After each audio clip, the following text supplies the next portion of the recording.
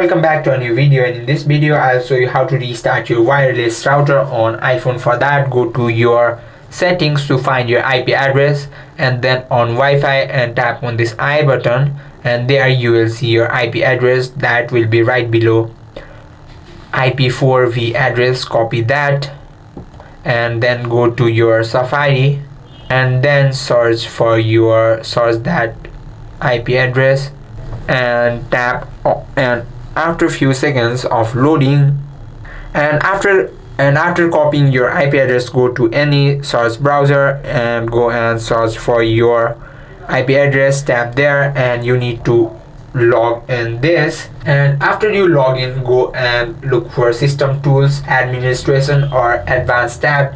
There will be a reboot or restart button. Press that and your router will be restarted and your wireless router will be restart from your mobile phone. I hope this video helped you out. If you have any questions or queries, just let us know in the comment section. Thank you for watching.